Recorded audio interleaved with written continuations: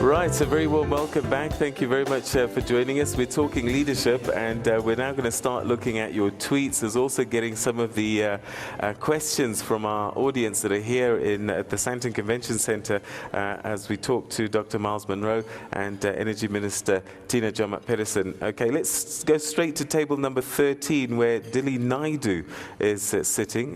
Dilly, you've got a question, and I know that it's very energy related. Peter, thanks for the heads up. I didn't go to the loo. My question is to the Minister. We're fully aware of the strain that Eskom's under in terms of supply and demand. There are plans that we're all aware of the two new power stations. To ease the burden on Eskom, I'd like to have a view of when we expect the new power stations to come online. Thank you. Minister? Fortunately, Eskom does not report to me. but to the Minister of Public Enterprises, Minister Lynn Brown, but as the Interministerial Committee and the Minister for Energy, and as a Minister for Cabinet, we take collective responsibility for Eskom, and Eskom is not some juvenile delinquent that is misbehaving. I think the investments we have made in Eskom are huge, and the commitments we made in the past were somehow compromised. We set time frames, we set due dates. We couldn't meet those time frames and those due dates. So obviously we have a credibility problem. And the minute you do give a due date now, people will look at you in exasperation and wonder, is this a Morning Live commercial? Or is the minister serious about the new due date?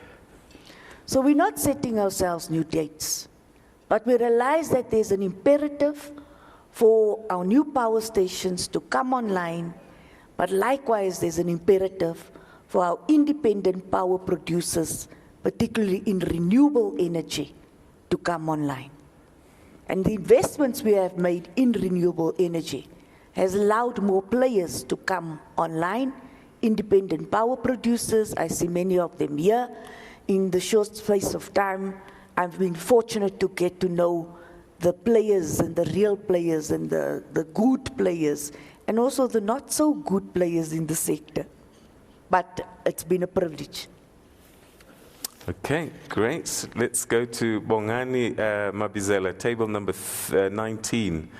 Bongani Mabizela, table number 19.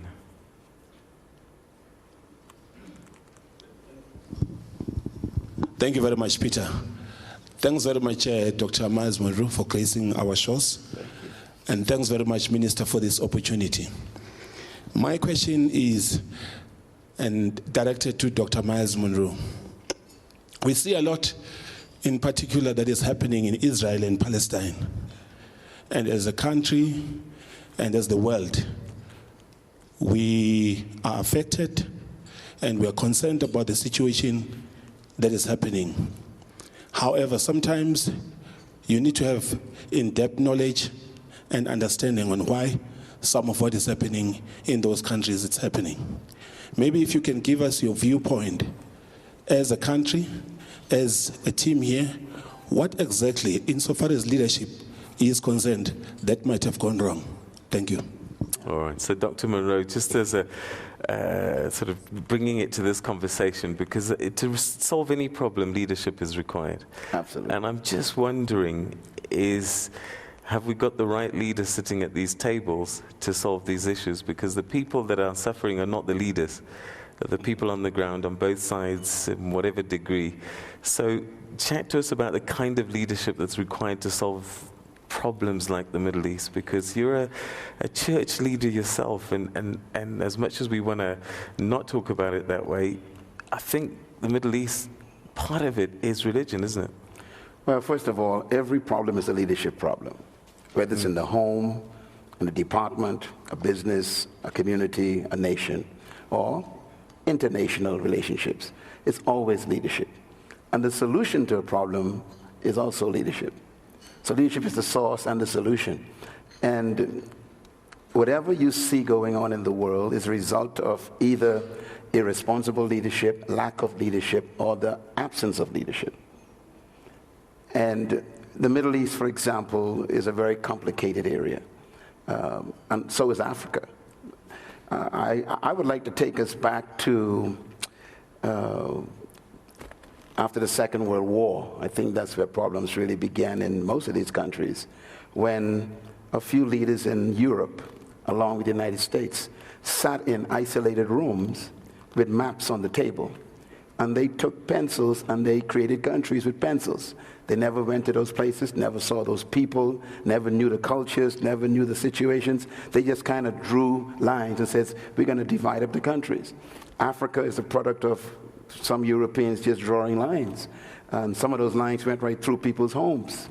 The same thing happened in the Middle East when they drew up lines of what was going to be Jordan, what was going to be Syria, what was going to be Israel, what was going to be the Palestinian state. These lines they're drawing, and they're forgetting that these are complicated situations. And so what we see happening now in the Middle East is a result of those irresponsible decisions being made behind closed doors, ignoring the on-the-ground realities of culture, of religion, of social and economic situations, value systems, convictions. We totally ignore these things. And when the lines are drawn, we realize that you and I are different, but we are stuck together. And we have to make a country out of this puzzle. And so I think it's very important not to pass judgment too quickly.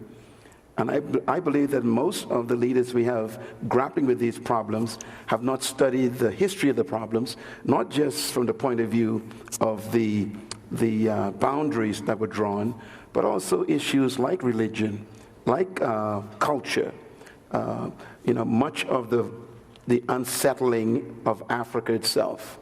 I've been to most of the countries in Africa so far. I'm in over 30 of them. And I have come to the conclusion that much of the problem in Africa is a result of colonial architecture. They just kind of created these countries. And you have all these unique, distinct cultures, languages, belief systems being forced together by external powers and say, live together. And people are trying to find their identity. So with regards to the situation in Israel, the present unrest there, I've been to Israel. I've been going there every year since 1976. I just was there a few months ago. I got to know most of the prime ministers. I spoke to the Knesset a number of times. I met with the Palestinian leaders. I met with the Jordanian leaders. Had a chance to even talk to some of the folks from Palestine. And one of the things I discovered is that much of the problems there are really not the people. It's the leaders that are leading the people. For example, most Palestinians and Israelis want to live in peace. Most of them. I'd say 75% of them. You get this 25% who are driven by whatever the motive may be. It may be religious zeal. Some of it may be historical anger. And they are using those motives to stir up certain types of activity that agitate the situation. And also the tactics that they're using today of violence is very complicated. 40 years ago, if you had a war, you identified the battlefield, you chose the two armies, and they fight each other. Today, the soldiers that are fighting are running back in their mother's houses. After they shoot a bomb, they run to the mother's house. How do you find the enemy? And so it's not simple. And I think any leader who wants to pass judgment should first get information. I prefer that every world leader should go and visit the Middle East personally. Last week, for the first time, I think the American leaders became aware of the reality. And I heard them make statements that I consider to be, for the first time, maybe truthful. The foreign minister, the foreign secretary of the United States made a statement that shocked everyone. He said, after being here for these few days, I understand that Israel has a right to defend herself. Now, America would have never made that statement. But he was present, he saw some activity, and he said, you know, if this happened in my country, I think we'd also retaliate. So visit before you pass judgment. Experience before you give an opinion. Because many times we judge from where we are and not where people are. And I do want to say this to everyone. I am convinced that probably the number one or number two problem on earth is religion. And because religion historically has perpetrated so much destruction historically. And I'm talking about Christian religion, Hindu religion, Buddhist religion, Islam religion. All of them have a history of violence, history of destroying humanity. So no one can throw stones at each other. I think about the Inquisition, I think about the Crusaders, I think about ethnic cleansing. All these things are motivated by religion. And any religion that destroys human life cannot be a pure religion. Because all religions should guard, preserve, and protect human value. So any religion that can actually devalue a human could not claim to be representing the God who created humans. It's a contradiction. So we need to probably pull back a little bit from religious zeal and move more to spiritual sensitivity to the value of humans. All humans deserve the right to be protected, preserved. I'll close with this story. There was a story in history about this young leader. His name was Jesus. He had some students. We call them disciples. And they were going through a little town one day. And his students saw some people who were not worshiping the way they worshiped. And they said to him, call down fire and burn them up. That's in the Bible. His own students were wanting to make him a terrorist. They said, call down fire and burn those people up. And they told him why. They said, because they are not worshiping like we do. His response to me was a superior response. He said, first of all, to them, where did you get this spirit from that you want to kill people? And then his next statement was, I didn't come to destroy men's lives, but to save them. Even though they may be different, I am in the issue of saving people's lives.